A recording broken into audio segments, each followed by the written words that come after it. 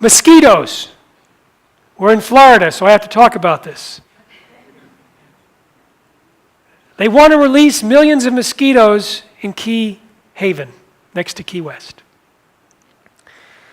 I went down there to testify and speak to the media, etc., about the mosquito, and I happened to run into a scientist from Oxitec who works on these mosquitoes. He was also testifying in favor of the mosquitoes. These mosquitoes are supposed to reduce the population of the brand of mosquitoes that spread dengue fever. It's been released in Cayman Islands, in Panama, and Malaysia, and now a big program going on in Brazil. They put out millions of mosquitoes and dengue fever increased.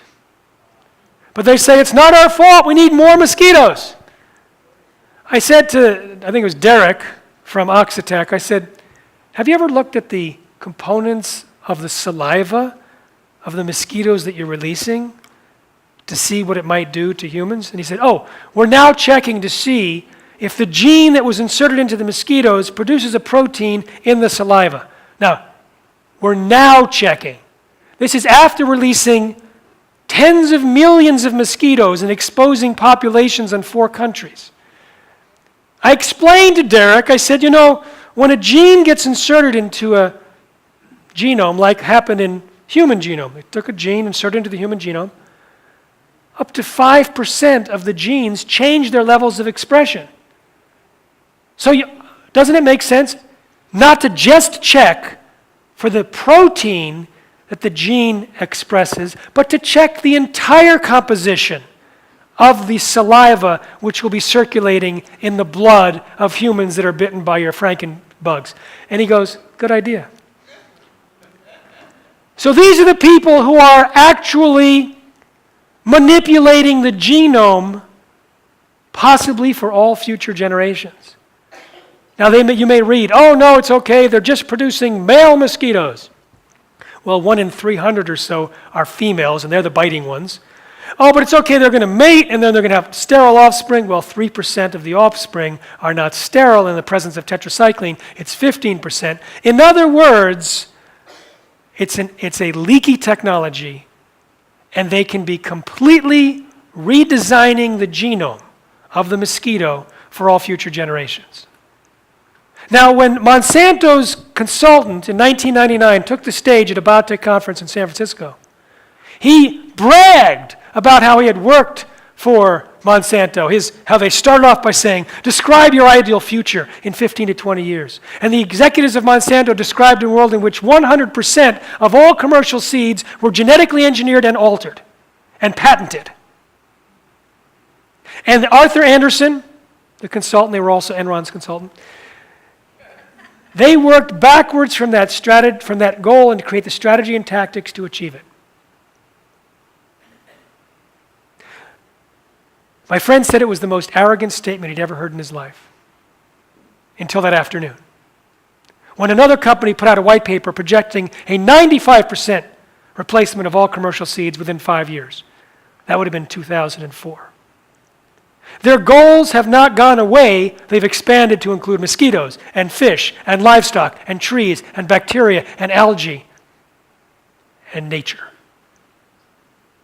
They want to replace nature. They want to eliminate the products of the billions of years of evolution and replace it with designer organisms designed for greater profit and control. So the entire genome, the gene pool of all living beings and all future generations is at stake right now, because it's irreversible.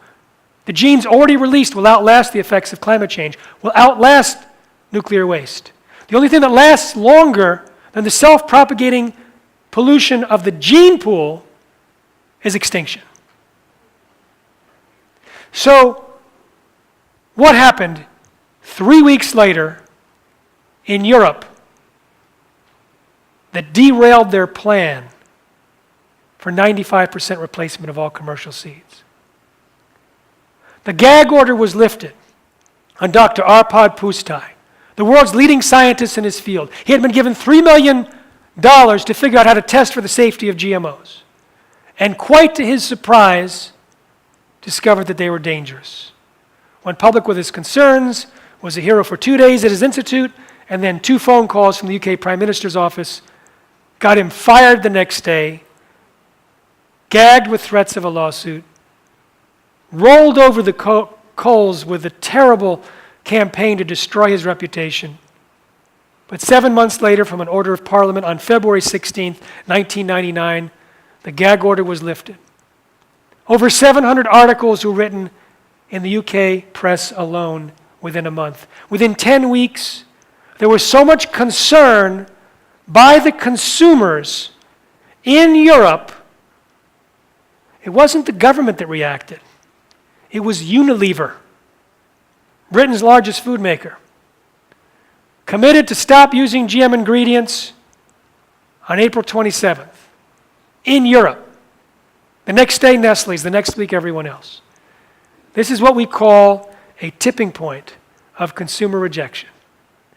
It happened in Europe 16 years ago. Now, we saw it happen in the United States between 2006 and 2008 against bovine growth hormone. Tipping point of consumer rejection. We see it now happening against GMOs in the United States. In 2007, 15% of Americans said they were avoiding or reducing GMOs. Last year it was 40%. In 2012, 51% of Americans said that they were concerned about the health impacts of eating GMOs. It went up 10% by 2013. The New York Times in 2013 said 3/4 of Americans are concerned about GMOs. And we achieved the tipping point that year. It was a specific moment in time, in my opinion, when the Whole Foods executive president was interviewed by AP and said when a product becomes third-party verified as non-GMO, it increases sales by 15 to 30%. That was the moment when the food companies realized they were losing money if they were either using GMOs or even not verified by the non-GMO project. Hundreds of products were enrolled within the following months, creating a backlog of 18 months. So it was tipped in 2013. In 2014, January, Cheerios entered us into the new stage. We now have a product, a test product, in conventional supermarkets saying non-GMO. If it increases in market share, what happens? What are the conclusions drawn by the rest of the food industry? Well, chief competitors didn't wait. Grape nuts declared non-GMO, front of package, full color, third-party verified within 2 weeks. They had been planning for it. Target home brands, Ben & Jerry's, Smart Balance, I can't believe it's not butter, Hershey's chocolate, Chipotle's restaurant chain, and today, Similac, infant formula, has declared it has a non-GMO variety. Today. So what happens when these companies start increasing in market share? The smart marketers and their competitors, even those who are not in the same product line, realize they can't wait till their chief competitor goes non-GMO and starts grabbing market share. So we have a tipping point to convince humans what animals do automatically.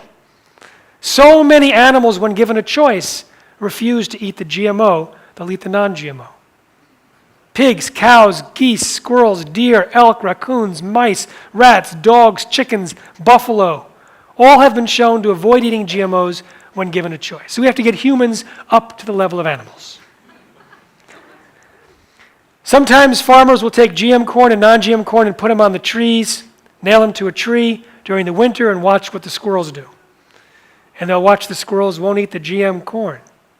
So a neighbor of one of those successful experimenters decided to do his own experiment, bought a bag of GM corn and a bag of non-GM corn, put it in the storeroom waiting for winter. The mice did the experiment for him. Breaking into the non-GMO bag, eating it all. Breaking into the GM bag and not eating any of it. So we help people who don't have the sixth sense of animals by recommending the non-GMO website. You'll see over 31,000 products verified as non-GMO by the Non-GMO Project. You can also buy organic, not allowed to use GMOs, and it avoids the Roundup in all cases. And you can buy products that are listed in the shopping guide that say non-GMO or that don't list that don't have any potential GMOs in the list of ingredients. And the list of all the derivatives of soy and corn, etc., are in the non-GMO guide as well. So dextrose may come from corn, maltodextrin may come from corn, and that may be GMO. We have a 5-year master plan to eliminate GMOs at the Institute for Responsible Technology. We are raising money for that. We believe we are on good track for it. We are going to, we believe, create a tipping point of food in 3 years and feed within 5 years. We need to raise about $5 million a year to make that absolutely secure. We're not waiting for it. We've already started. We're underway. But the full plan is a little expensive. But to save nature and all who eat and all living beings and all future generations, it's chump change. If you'd like to make a donation, we would love to receive it because we know exactly what to say. We know exactly who to say it to, and we know how to say it.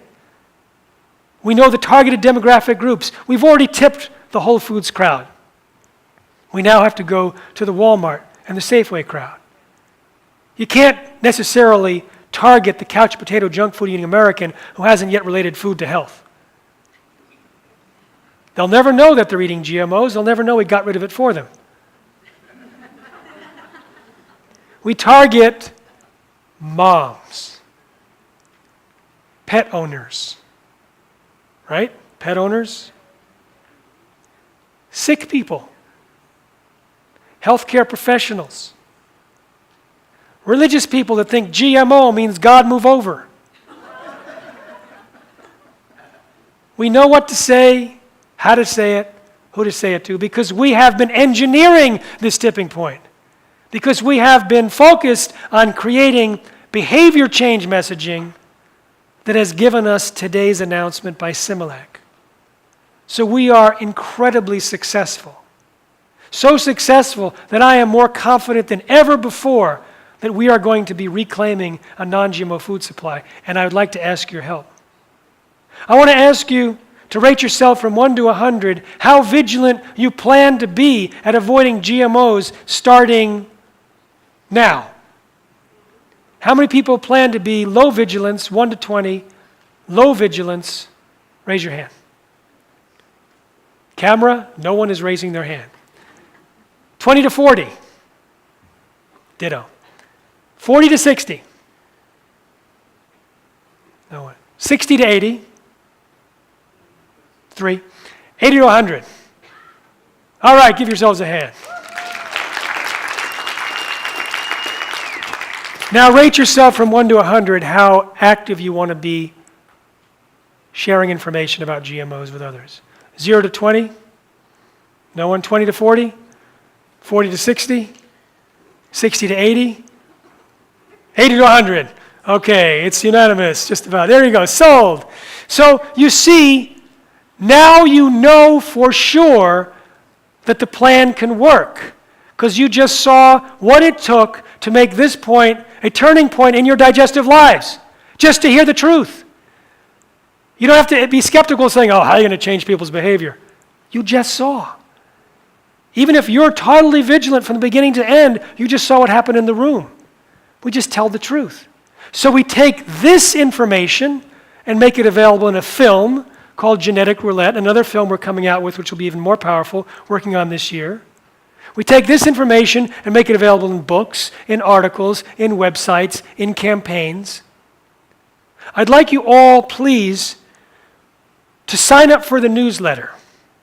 Now, how many people have smartphones? You can open your smartphone now, if you want, and give us your email address.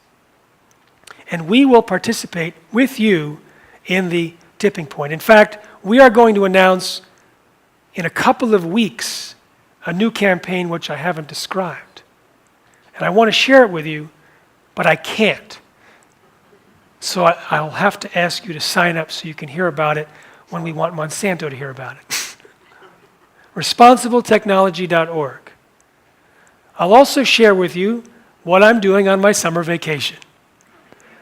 I'm touring with Neil Young.